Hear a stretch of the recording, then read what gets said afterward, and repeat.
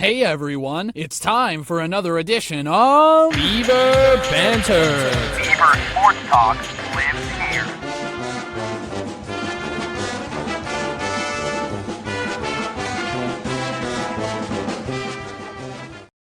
It is the Beaver Banter podcast presented by Bemidji State Alumni and Foundation. I'm CJ Baumgartner, Ian Rivers, as always, here as well, talking the latest in Bemidji State University athletics. And Ian, we got a lot of stuff to talk about today, including coaching changes at track and field. We also have updates for baseball, softball, golf, and more. And also getting a little peek, maybe if we got some time, to talk a little BSU football. The schedule's dropped a while ago, but we finally have some time to sit down and talk about it, especially with the spring game not too far away. All that's coming up. But first, before we get going, do want to remind you that this podcast is presented by Bemidji State Alumni and Foundation. Once a Beaver, always a Beaver. The Bemidji State Alumni and Foundation is here to keep that green and white pride going strong for its 50,000 graduates around the world. From scholarships that open doors for students to events that bring BSU alumni and friends together. You can get connected, give back, and leave a legacy at Bemidji State. Whether you're a proud BSU grad, a local supporter, or you just love cheering on the Beavers, come be a part of the action at bsualumni.org. That's bsualumni.org. Bemidji State Alumni and Foundation, proud supporters of the Beaver Banter podcast. Okay, Ian, here we go. Expected it to be a little closer to spring with all the spring sports going on, but still winter in pretty much the entire state. Yeah, absolutely. It is not feeling good, man. We're early April, and I had to break out the winter gloves at work yesterday morning because the wind was so brutal on the hands. It was not great. But yeah, spring sports are in full swing, unfortunately, for the athletes that have to play a lot of these events outdoors. We were hoping for a little bit better weather for them, but what can you do? That's the nature of Minnesota and the nature of Bemidji and the Midwest in general, unfortunately. But yeah, had some success over the weekend, and definitely a good show planned for today. Yeah, exactly. So why don't we first start off with some news that, of course, there are some weeks where me and Ian just have to record a little early and we set it up ready to go. And we think, this maybe is the time of year where, just the way the schedules work out, it can be okay.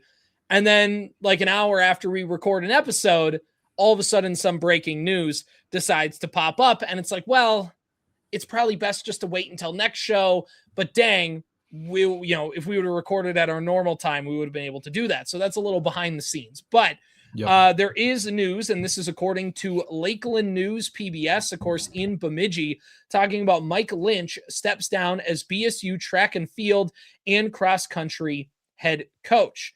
So it says, according to this, Mike Lynch has stepped down as the Bemidji State head coach for track and field and cross country, ending an 8-year career at the university. The announcement comes after the conclusion of the indoor season and the start of competition outdoors. Lynch started as an assistant with the team in 2018 and was in his 4th season at the helm. Under him, the cross-country team became the fastest in program history, improving their average course time by a full minute. Throwing coach Benjamin Byard has taken over as the interim head coach for the upcoming outdoor track and field season. So, again, obviously tough to lose a coach like that, and tough because, he's obviously had a little bit of a foothold, but, only 4 years at the university, not necessarily like it's been a decade of kind of this tenure that you have to replace. But again, a successful brief tenure for Mike Lynch as the cross country and track and field coach. And yeah, had some really fast runners, been able to, again, just bring the program up just a little bit. And now we'll see what Coach Byard can do in the interim. And you'd have to think, Ian, that he has a good opportunity. I'm not, I have no inside information on this, but you'd have to think that this is a good audition for him in the outdoor season to see if the university just wants to remove that interim tag and give him the opportunity. Yeah, of course. I mean, that's maybe why the timing worked out like it did. I think that was the more shocking thing to me at the time of hearing the news, was just the timing of it all, knowing that track and field still has some competing to do this year. But when you consider the fact that it's kind of in between the indoor and outdoor seasons, maybe what you're saying has a little bit of truth to it, where they're trying to give him an opportunity to audition himself. And like you said, the cross country aspect is going to be maybe the thing that hurts the worst. That, like you said, the fastest in program history over the last 4 years, or whatever the stat was there, if it was necessarily this year or just the 4 years in general, have been the fastest. But overall, I mean, it's the second, coaching change now we'll have to deal with over the course of the summer, maybe, is when they're going to get some of these hirings figured out for officially with women's basketball, and now track and field and cross country as well. So yeah, of course, like you said, it works out like that. It seems like every week, if we would have waited a day and recorded on Wednesday instead of our normal Tuesday, then the news wouldn't have broken until Thursday. That just seems to be how it works. But yeah, best of luck in his future endeavors, for sure.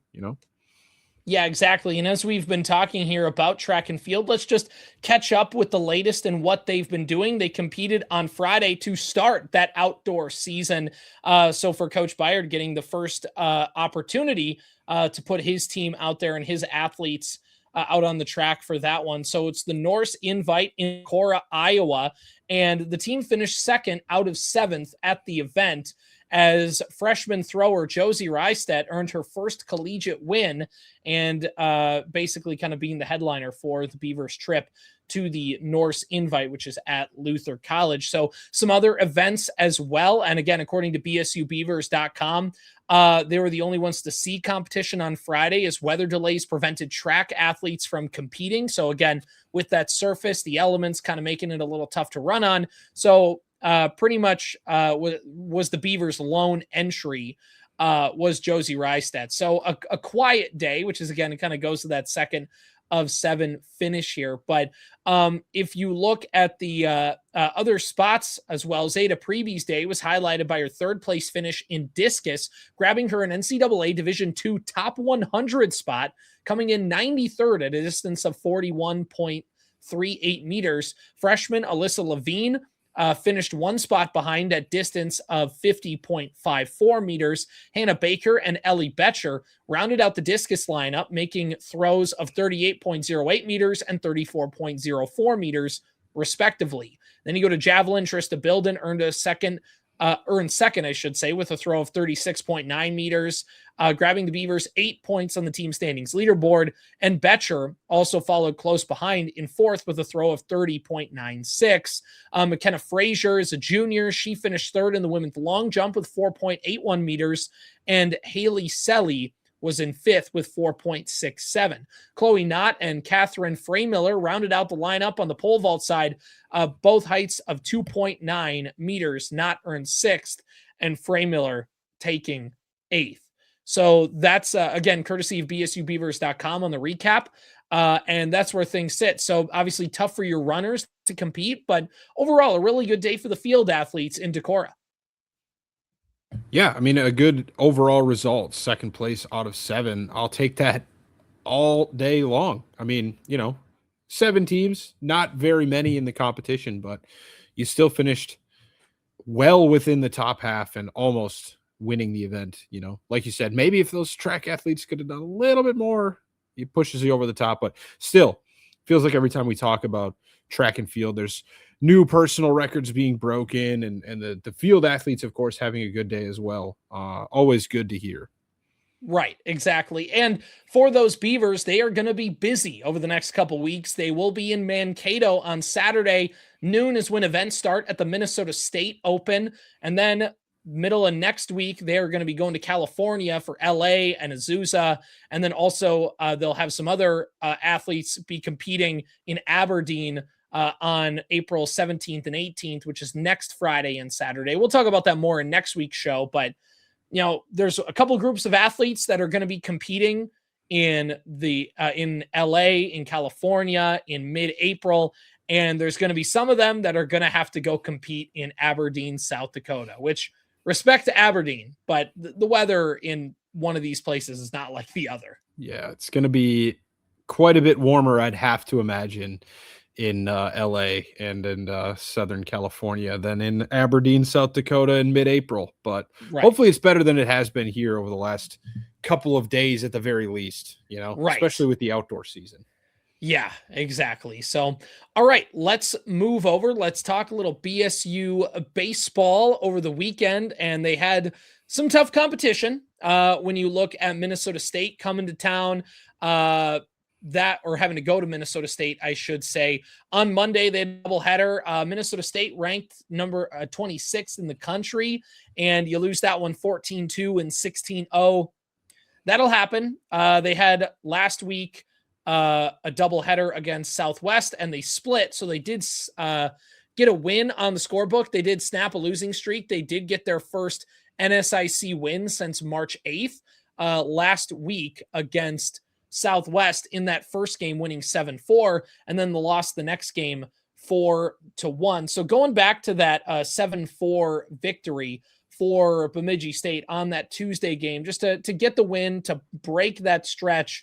It was another great day for junior Bo Telma, who extended the second longest hitting streak in program history, collecting a hit in each game to extend his hitting streak to 22, which is just 4 shy of tying the program record. And I know a couple weeks ago, Ian, on the program, we had the opportunity to talk with one of those Bemidji State University baseball coaches, and had the opportunity for assistant coach Schaefer to jump on the program and talk with us. And Bo Telma was one of the players he proudly mentioned in that group. So to see him, I'd have to double check kind of where that streak is sitting at. But again, a really cool stat, even though this record isn't exactly where it is, there is some bright spots and some history to follow with this baseball team.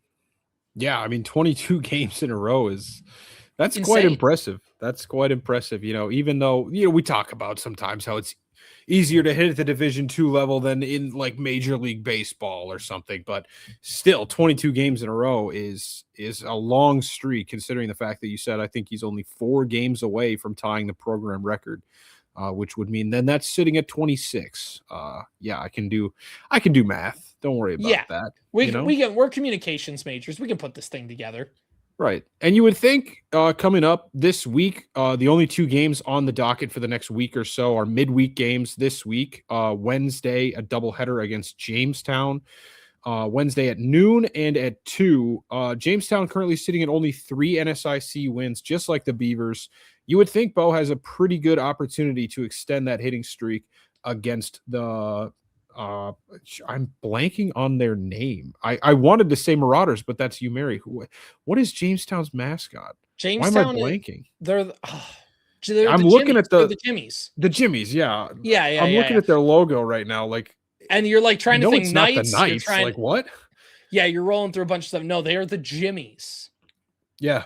Yep. No, and I knew that. I just completely had a brain fart there for a moment, but yeah, you would think that's a pretty good opportunity for him to extend that streak to hopefully 24. But knock on wood, don't want to jinx him here. Right, exactly. You just we'll figure this out. We'll go from there. But for Bo Telma, he did extend it again through both of those games in the doubleheader against SMSU. And I just want to double check in our recaps here before I go any further. Again, talking about that hitting streak.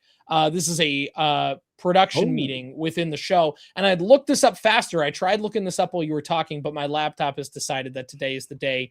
It is just not going to work. So there's that.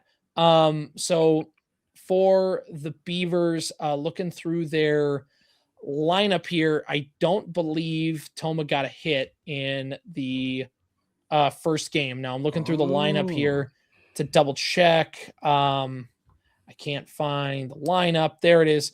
He got a walk, but he did not get a hit. Dang it. Okay. So the streak was snapped at 22. That was where it was at. That was the quickest jinx I've ever experienced. I completely thought that he actually got a hit in the game. But the moment Ian talked about it, he all of a sudden got it ripped away from the record. Dude, no, they just updated the stats and took it away from him. Well, that stinks. I was completely under the assumption you were talking about the Minnesota State series already. So I was going back to Southwest. Yeah. Yeah. Well, no, that makes sense because you said something at the end where I was like, well, wait a minute, what are you talking about? But yeah, no, that makes total sense now. So, hey, 22 hits, still not a bad place to leave off, and he's got a little time here to make up a new hitting streak. Forget about what I said 3 minutes ago. Bo's going to be starting. It's a good opportunity for him to start a 2-game hitting streak here against the Jimmies on Wednesday this week. Yeah, exactly. And for the Jimmies, and again, it's been a fascinating thing because, of course, this is their first year in the NSIC. And if you take a look at the NSIC baseball standings in 2026, Jamestown is 3-13, Bemidji State is 3-16. So this is the opportunity to pick up some conference wins. You have a really great shot to give yourself some confidence midway through this season in that matchup against Jamestown. So best of luck to the Beavers. And like Ian talked about, that's pretty much it for them up until our next recording of the podcast. Middle of next week, they will take on UMD. I suppose we'll talk about that. Yeah. Next week's show. So yeah, a lot of things happening here. They got to go to Sioux Falls. They're playing on Ronkin Field to take on Jamestown. So again, I'm guessing Jamestown obviously has the facility. I just wonder how ready it is. So they're going to play it in Sioux Falls. And I wonder if Jamestown will be playing multiple opponents while they're down there. So we'll see how that one shakes out. But that's where it is for BSU baseball. Let's shift things over, Ian, to Bemidji State softball. And as we look at them, they're 8-27 on the year. Again, just trying to see if they get back in the win column, which they do. And in fact, do in a good way. They, first of all, lose their doubleheader at Minot. They get swept 10-2 and 9-1, the second game ending in 5 innings. And then the Bats come alive in their series against U-Mary, winning 7-4 and 3-2 for the Beavers to snap what was a lengthy, again, having to do some math on the fly here, a double-digit loss streak. I think it was at 13, 14-ish games. So for them to snap that was huge. And then, of course, the games on Tuesday, recording this podcast here, those got postponed due to weather. So for the Beavers, good to see them get back in the win column. Good to see them get a couple wins. And more importantly, especially in that 7-4 win in the first game, just good to see the Beaver offense get going. It's been a unit that struggled, a unit that's just in terms of offensive production been towards the bottom of the conference. So for them to get the offense going is definitely a step in the right direction for the Beavers. And for them to get those wins, it's good in the conference because Bemidji State coming in, getting those wins, they now go to 2-10 in the NSIC. U-Mary goes to 0-12 in the conference with 14. that one. Yeah. 0-14. Not ideal for them. Yeah. Not ideal. They must have played them. some games since then. They must have played some games since then. They were 0-12 after the BSU game. So yeah. Bemidji State in both times was able to get walk-offs because in the 7th inning, they were tied at 4 in game 1, got a 3-run jolt in that one to give them the lead in that win. And for game 1, the Beavers were able to get the win as Morgan Benedict launched a 3-run homer to center field. It's Benedict's second walk-off hit of the season and gave the Beavers a 7-4 victory. So congrats to Morgan on that achievement. And then when you go to game 2 for the Beavers, as you get into those late innings, late situations, tied at 2 late, then you have for the Beavers coming in to make the play, it was Jackie Larson, who got 2 hits and 1 RBI, including a double on the day for Bemidji State, and was able to help lead them to victory. And for Bemidji State, I think they were the home team in both of them. Yeah, they were. So for Bemidji State to get the win and just to get back in that groove, certainly something that's going to help. Just the confidence, obviously, in the standings. It's at this point in the year, it's not like there's a huge turnaround probably that's kind of on the horizon. But again, you still have half of a season to stack some good games on top of each other. And you have another opportunity against Jamestown as you go to Jamestown on Saturday. Those are the next games on the schedule here in the NSIC. And when you look at the NSIC softball standings for everyone, Bemidji State sitting third to the bottom of the conference. MSU Moorhead and U-Mary are the only teams behind them, but Jamestown is just 4-10 in the NSIC. So there, again, is some very gettable games this weekend for both Bemidji State softball and baseball to get themselves going. And again, for BSU softball, it's just, can they get the offense going? Because I think overall, obviously there's things that pitching and defense can do to help. But at the end of the day, I think if they find a way to improve their production on offense, I think you can see them salvage this season and stack some wins on top of each other. Yeah, like you said, CJ, it might be too little too late at this point, but I mean, we'll see. This is a pretty important stretch of games here. When you look at the next 4 series over the next 2 weekends for the Beavers, Jamestown, Northern State this weekend, Northern State on Sunday this weekend, and then next weekend, Friday, Sunday, with Minnesota State Moorhead and Minnesota Crookston. Those are 4 teams that are very, very close in proximity.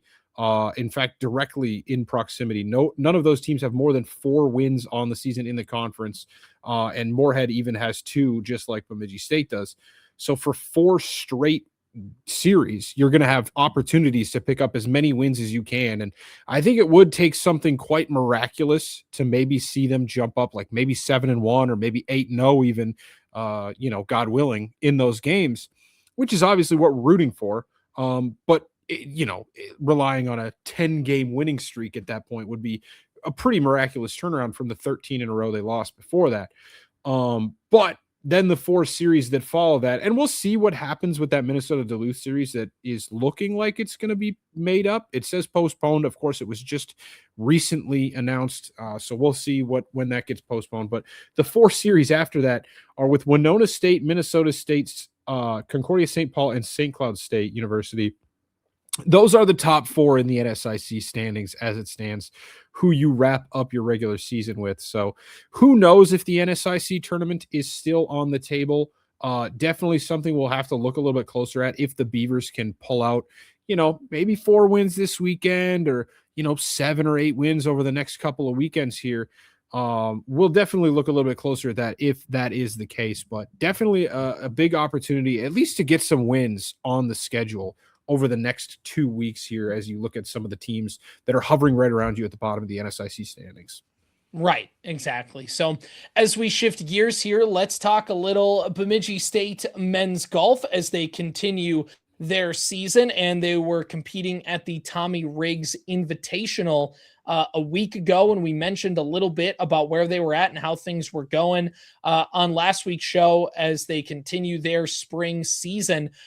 They were competing in Pittsburgh, Kansas at the Silverback Invite. They finish 13th in that one, tied for 13th out of 17th.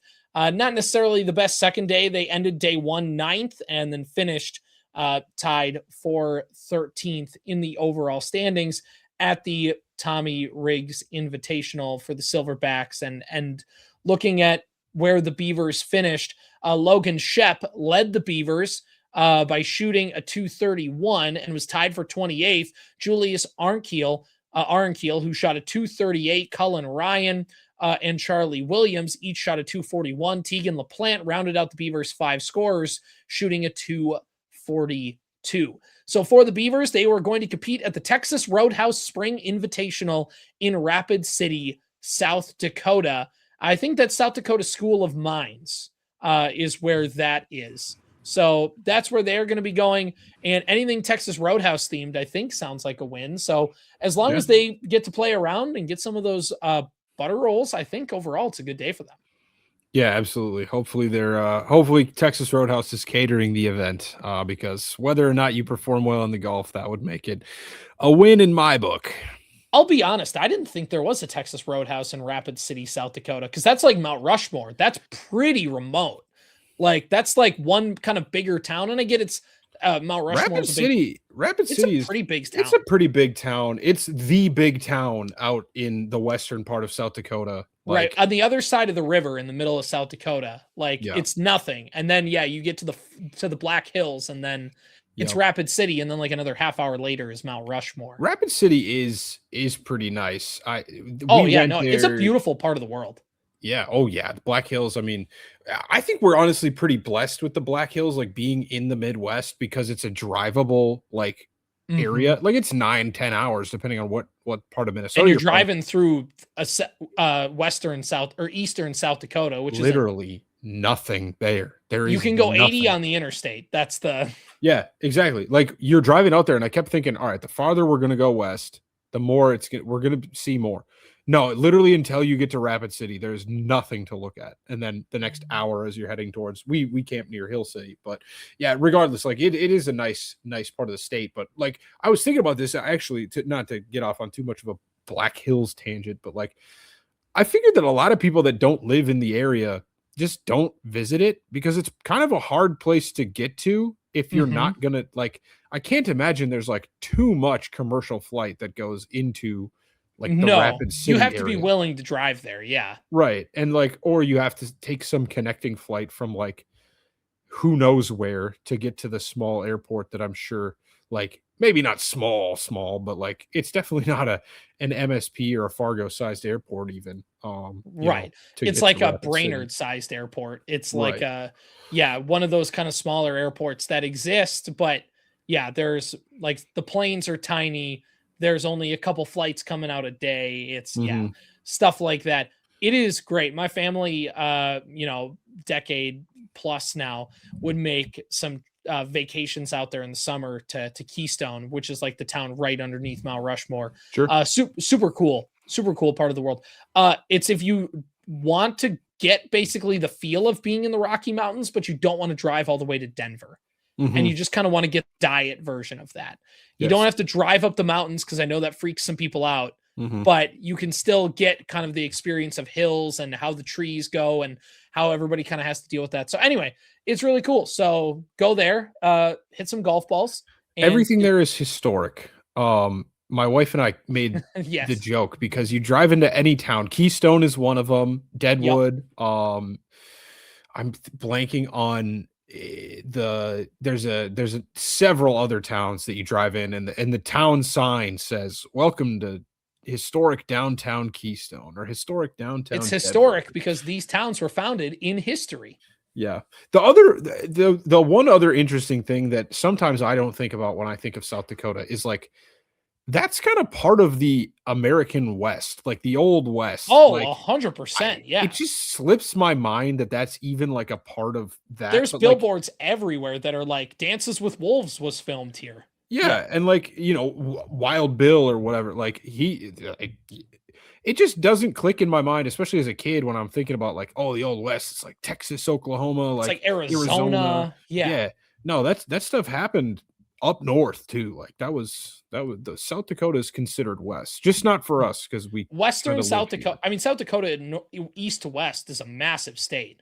So the western part of South Dakota, again, it's closer to like just in terms of a vibe. It's Western South Dakota is closer to Colorado, Montana, mountainous kind of states than it is to eastern South Dakota, which is plains and which is closer to again that Midwestern aw shucksy kind of culture. So anyway, that's our tangent on South Dakota for the South Dakota Banter podcast.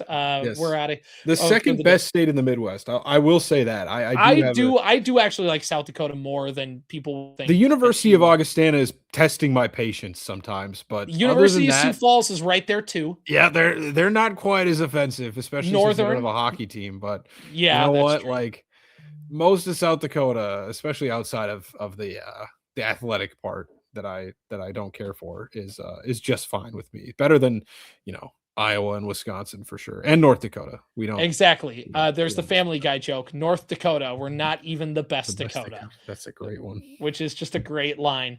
So anyway, it's a great thing to tell my wife, who is an NDSU alum and will lock me out of the house if I ever say that to her face. But anyway, so looking at Bemidji State women's golf, they got to compete in the Augustana Spring Invitational on Monday. Speaking of South Dakota, great opportunity to golf, except it wasn't in the western part, like the cool part. It's the eastern part, which is Sioux Falls, which again, no disrespect to Sioux Falls other than the fact that Augustana resides there. Lauren Kamen paced the Beavers, shooting 170, followed by her sister Kaylee Kamen, who carded 174. Sarah Soroga shot 183. Bailey Tilley also shot a 197. Kylie Struble, 206, and Caitlin Reeves, a 215. Bemidji State made a 12-stroke improvement in round 2. They finished with a combined score of 724. They finished 12th at the Augustana Spring Invitational. For the Beavers, they have one more meet before the NSIC Championships as they travel to Wayne, Nebraska, April 13th and 14th for the Wildcat Classic. And then we shift our attention to the final meet of the season, which is that NSIC meet for the Beavers. So that NSIC Championships Day 1 is on April 22nd. So a couple weeks from now, we'll be right in the thick of that there. All right. So I think that kind of wraps up our spring sports. Are we missing anything, Ian, for spring sports? I do want to touch tennis. Didn't play this week, but they do have some important matches coming up this weekend. Against and I have this the women's golf schedule pulled up here, but I believe our matches are against Jamestown and UMary this weekend, which are two teams that are right close to us in the standings. When you look at the NSIC tournament standings, Bemidji State currently sits tied for 5th with Jamestown. They're 1 game behind Crookston, 2 games behind Sioux Falls. The Sioux Falls one probably out of reach. I do believe we've already lost to Sioux Falls this year, so I don't really know how the tiebreakers work in a head-to-head like that. I assume it's similar to most other sports where we would probably have hard time jumping Sioux Falls with just 2 matches left. So yeah, UMary Saturday, Jamestown Sunday.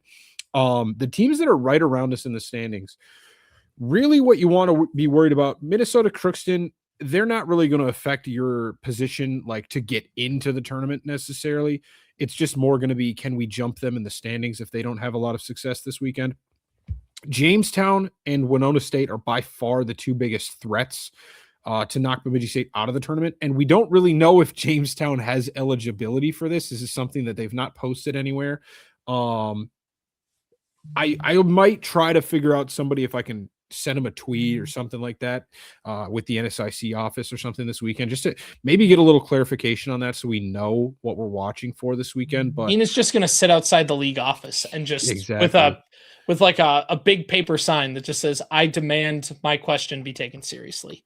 But regardless of that, the schedule lines up pretty favorably. Last year, the Beavers were kind of in a good position running down towards the end of the season. They weren't able to close it out and get into the NSIC tournament. This year, I think they're sitting at a good spot. They have a half a game advantage over Winona State right now. Winona State's final 3 matches are against Sioux Falls, Augustana, and then they have a makeup game, I believe is a makeup game, next weekend against Minnesota State. Those are the 3 top teams in the conference right now. Winona State could get hot and beat all 3 of them. Bemidji State's final 2 matches are against teams that are in the middle of the conference, kind of right around where they are. When UMary is actually only 2-6 on the season. So a really big opportunity for Bemidji State to take care of business. And honestly, if they take care of business, and you might know that they're in as of Saturday night, but it might take till Sunday. And if, we get a little unlucky, it might take until next Saturday to know if we're playing in the NSIC tournament or not. But yeah, at the end of the day, a big opportunity for women's tennis to sneak into the NSIC tournament. They could probably jump up as high as the 4 seed. I think that would be an ideal first round matchup with Minnesota Crookston. So if you can stay away from that matchup with Sioux Falls in the first round and keep yourself above Jamestown and Winona State in the standings, that's fine by me. But again, we'll have more information. If you're a tennis fan, keep your eye on the matches this weekend because they're going to be of huge importance. If the Beavers can take care of business, they will be in the NSIC tournament. It's what we love to hear. It's what we love to hear. So best of luck to the Beavers. A huge weekend for them. And again, Ian doing the work to make sure that we can get you the best Beaver coverage possible with this tennis team, because like he talked about last year, they were so close and just couldn't quite seal the deal. This year, they have a chance to avenge themselves and get back and get themselves into that NSIC tournament, which again is just a cool thing to end your season with no matter what. So, Ian, we're going to wrap up the show talking a little men's hockey with the Frozen Four coming up this weekend, and also a little talk with football because they dropped their schedule like almost 2 months ago now, but we haven't had time just with the playoffs going on and things happening and interviews lined up to sit there and talk about the schedule release. So we'll talk about that and we'll go through our initial way too early predictions for Bemidji State football 2026 record. We're going to do all that, but first, Ian, let's have another word from Bemidji State Alumni and Foundation, the proud sponsors of the Beaver Banter podcast. Do you want to be a part of the team behind the teams at Bemidji State? Join hundreds of dedicated fans when you donate to Beaver Athletics and help BSU pursue its next championship. Your gift can power your favorite program, establish a scholarship for a student athlete you get to meet, and so much more. Every dollar brings the Beavers closer to raising another trophy. You can add to the proud tradition of success at Bemidji State. So don't wait. Give today at bsualumni.org/Beavers. That's bsualumni.org/BEAVERS. Okay, so Bemidji State men's hockey, not necessarily a ton of news, anything happening. I know the transfer portal hasn't opened yet. That's not going to open until the day after the national championship game. But any kind of other moves, anything going on with the hockey program we need to know? I think it's been pretty quiet, but correct me if I'm wrong. Yeah, I think the only news pertaining to men's hockey, we did touch last week, I believe, on the Connor McLennan thing where he's trying to get another year of eligibility. Travis Winter was one of the finalists for the St. Cloud State job, where Brett Larson obviously vacated for Minnesota, the Gophers. I don't actually know if SCSU is officially named a head coach, but I think the smoke has died off. I want to say Nick Oliver is the front runner for the SCSU job right now, and Winter is kind of the flames have, I shouldn't say fanned because that makes it hotter. The flames have cooled off. There's been a little water poured on the Travis Winter hype train to go to St. Cloud State. So we'll keep you updated if anything changes. Obviously, looked like Garrett Raboyne was going to go to Minnesota for a while, and that didn't happen. So things can change pretty quickly. But no, nothing too pressing on the men's side as of right now. I'm sure that'll change within the next week or so after the Frozen Four gets underway. The women's team, I haven't heard of anybody new entering the portal. Issa Godel, I believe, committed to Clarkson University. So good luck to her in her next endeavor with the Golden Knights, I believe, over there at Clarkson. So that's all from a Bemidji State perspective for the hockey scene for the time being. And I think it's pretty quiet on the women's front too. Haven't really seen much happening there either. So we're kind of in this waiting period, but Frozen Four happening this weekend. Ian, just again for the folks at home, who's playing and anything that we just need to not a lot of anything, man. Just don't even watch. It's just not fun. I don't know. I come at it from such a different perspective than most people. Like, I love college hockey, but at the same time, like, I just don't think it's very interesting. Like, I do think it's interesting from a perspective of these are the four teams with the most national championships. I believe they combined for like 31 or 32 or 33, something like that, like national championships between Denver, Michigan, which the first round I believe is Denver, Michigan, and then North Dakota, Wisconsin. So like, yeah. You're making me pick Denver, really? The team with the most hockey national championships? Like, that's the team that took our best player? Yeah, the team that tampered for our best player. Like, not that he was maybe going to stay either way. Yeah, allegedly. But it's like, dude, it's just not very interesting from like my personal perspective. I'm sure there's plenty of college hockey people out there that are loving it. It's probably going to be a great atmosphere in Vegas. These teams all travel particularly well. Maybe not Wisconsin. I don't know how well they really travel, but I know the other three can travel pretty well, especially the North Dakota fans. So it'll probably be a really good atmosphere. But yeah, from a neutral perspective of mine, and again, like I said, I think last week, like somebody who grew up watching the Gophers every weekend and then going to Bemidji State and kind of flipping my allegiance to the green and white. That North Dakota-Wisconsin game is just the most disgusting thing. Like, it's great because one of them will lose. It's bad because one of them will win. And that's what I'll focus on. And like, some of you may know, I used to have a very strong affiliation to particularly Michigan State basketball. Not so much anymore. I still wish that Izzo would get a second. Like, that'd be really cool. I watch them in their big games every once and then, but I used to live and die by Michigan State basketball, like as a teenager. Thank God I don't anymore, because I think last night would have absolutely crippled me watching Michigan win a basketball championship. But I do still follow a lot of Michigan State personalities online. And this week has the potential to be Armageddon for that school if Michigan doubles up in men's basketball and men's hockey. So pray for anybody that you know. Shout out Jer Bear on Twitter. You know, I pray for their sake that Michigan does not win. But yeah, I don't know. You know, maybe watching Eric Polkamp win a national title would give me some solace. You know, maybe I don't think we could deal with the smugness either of Michigan fans winning the basketball championship and the hockey championship in the span of a week. Do not give that to Dave Portnoy. Not that he hasn't had enough, but like, good Lord, man. Like, don't give him anything. Don't give any Michigan fan anything. So I got a buddy at work who is a Michigan Wolverines fan. So like, despite the fact that he's never been to Michigan in his life. So anyway, but that's beside the point.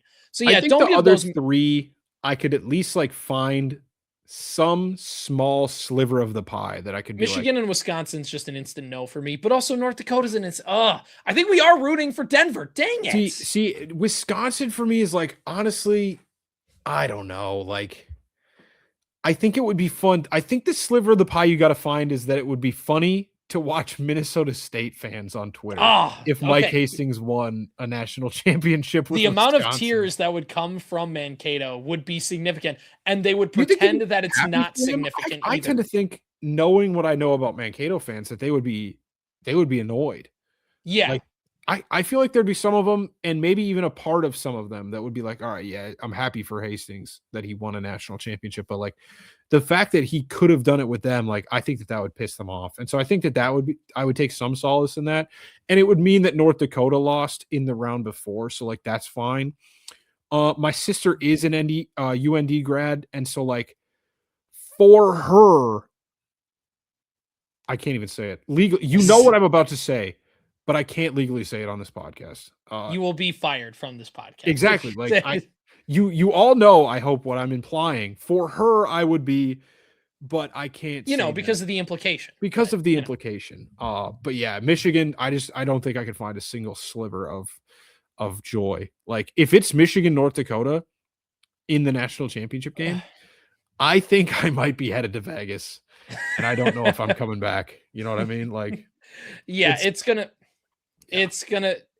one of those where it's like, the Beaver Banter podcast might just have to shut down. Like, right. There's no way we could talk about college hockey for a while. Yeah. So anyway, there's our college hockey discussion. I mean, the Frozen Four is in Vegas this year, right? Or where? Yep. Las Vegas. So you would be going to Vegas.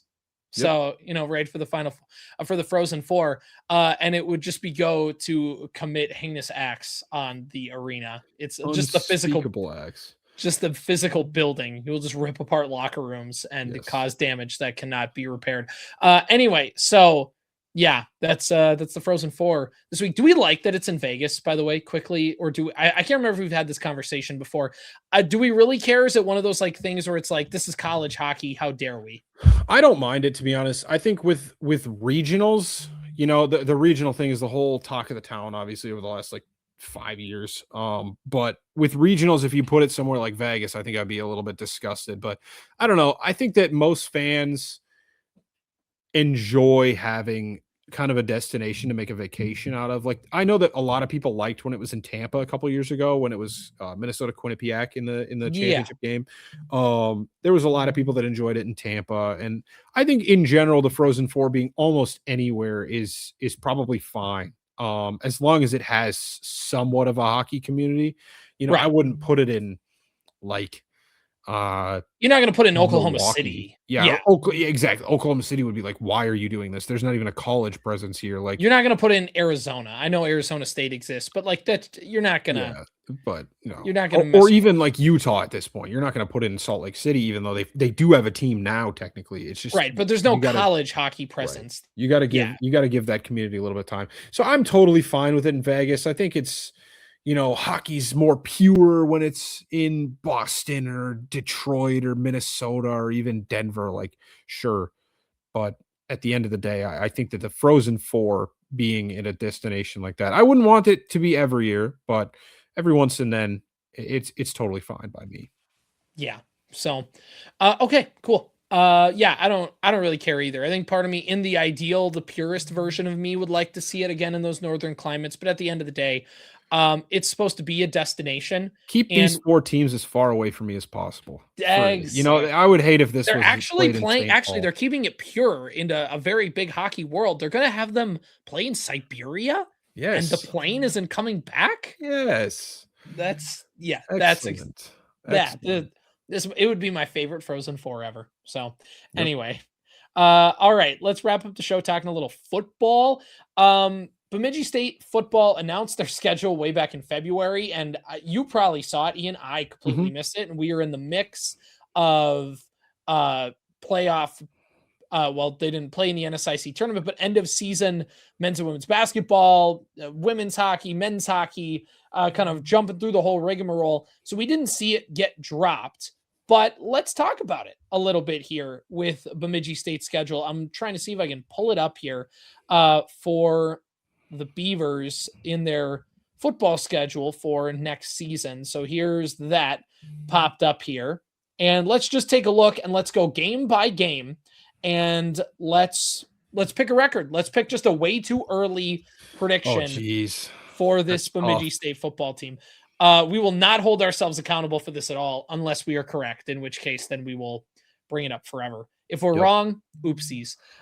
So let's first start off the season. A familiar foe all of a sudden, Michigan Tech. It feels like they've played Michigan Tech more than they've played some of the NSIC South teams in recent years. Yeah, for sure.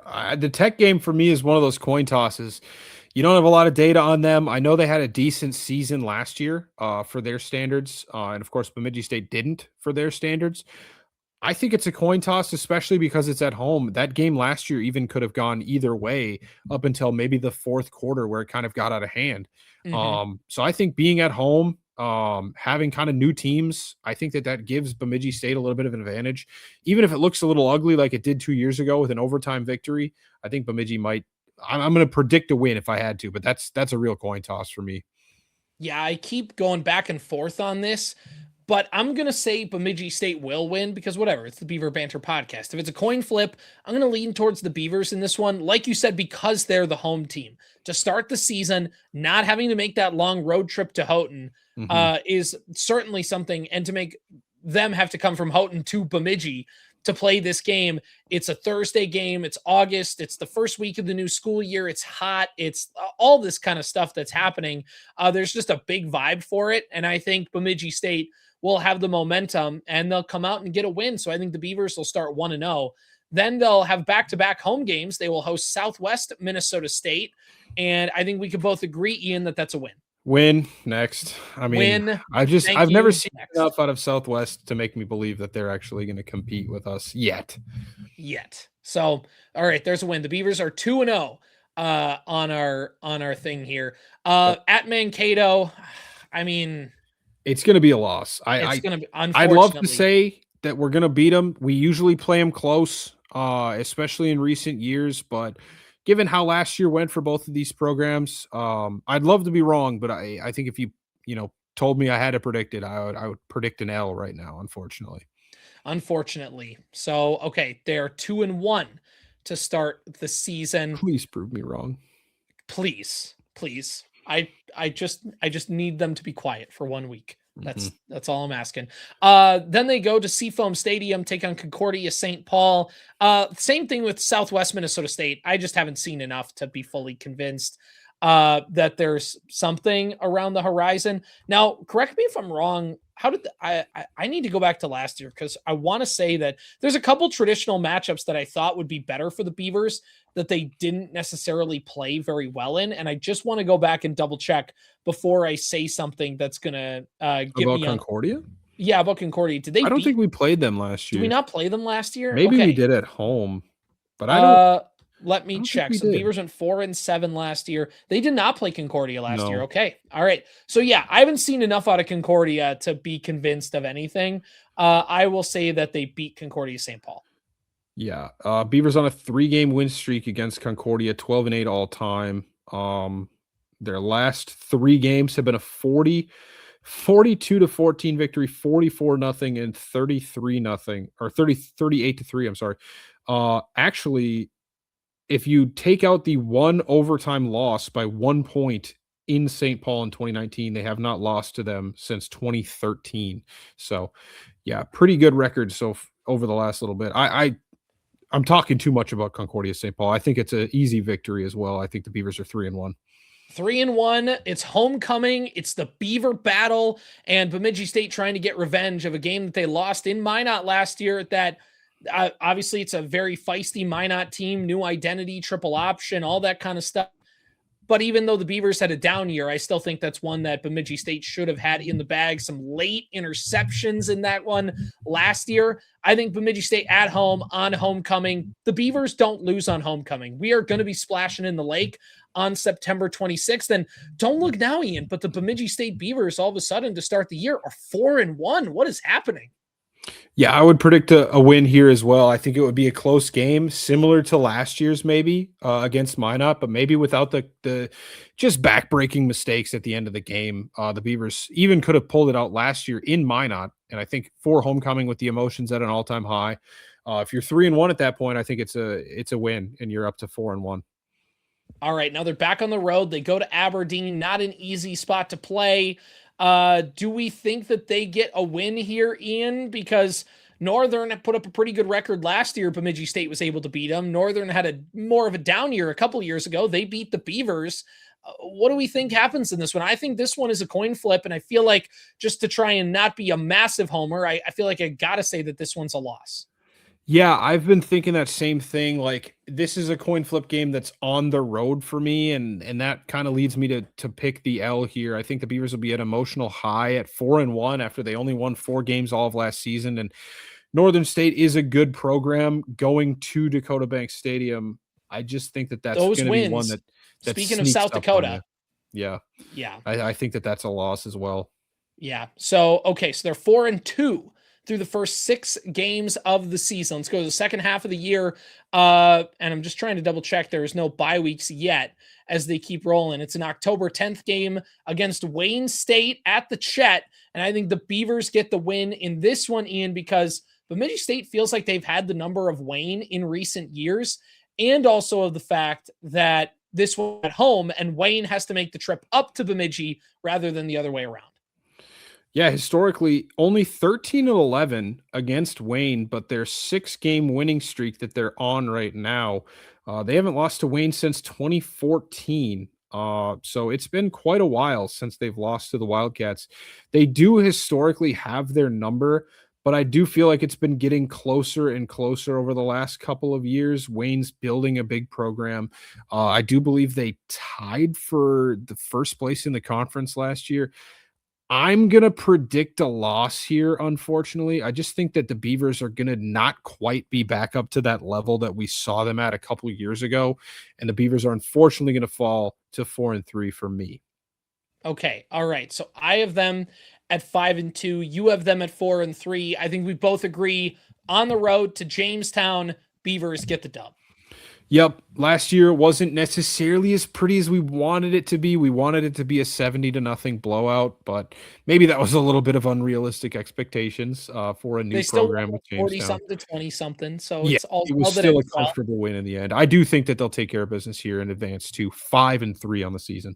All right, I have them at 6-2, and then this is going to be the final 3-game stretch that really decides where things are at.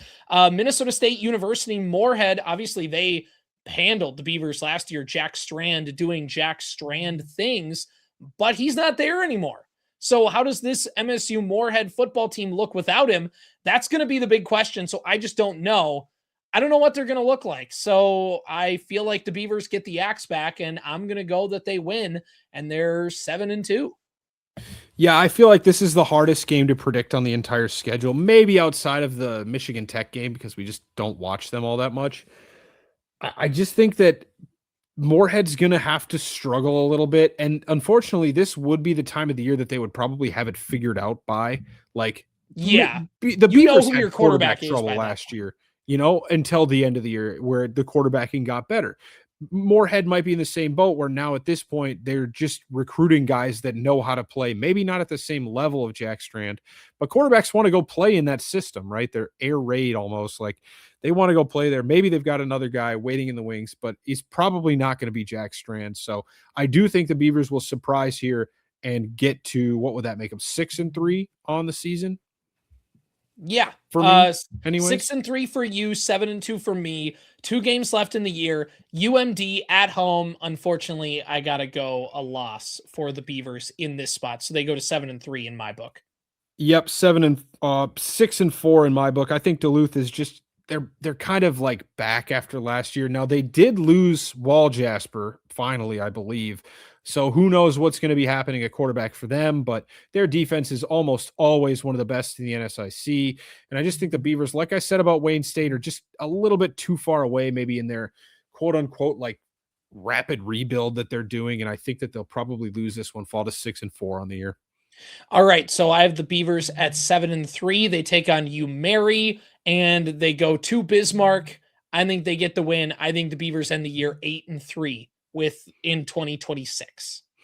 Yeah, UMary, it's been 11 games straight against the Marauders. They have not won since a 2013 game in Bemidji where they won 17-21. Or I'm sorry, 17-26 over the Beavers. So, yeah, just a one-sided rivalry here, if you want to call it that. I think the Beavers win that, and they flip their record from last year and get 7-4 overall. Let's see. I mean, there's so many. I just feel like this is the least I think I've thought I've known about a Beaver football team heading into the year. Like, right. And I think it's because our confidence not got shattered, but we just kind of got a little knocked down to earth a little bit of like, oh yeah, it's really hard to just lock and load every single time. Mm-hmm. And so like, I want to say that the Beavers are going to get right back up on that horse and be a very competitive program like they have been. And, they're going 9-2. They're not losing to Wayne. They're not losing to Northern. They're not losing to Michigan Tech. They might lose to Minnesota State and Duluth, 2 teams that have historically given them a lot of trouble. But at the end of the day, like we're going to, be right back up there. We'll be in the playoffs like super easily. I don't know if that's the case right now. We got to see what the quarterback play looks like this year. We got to see if the defense can step back up like they had the year before after taking a little bit of a step back in this past season. So a lot of unknowns right now about this team, but I am super excited. I mean, you're looking at the schedule, says 141 days away.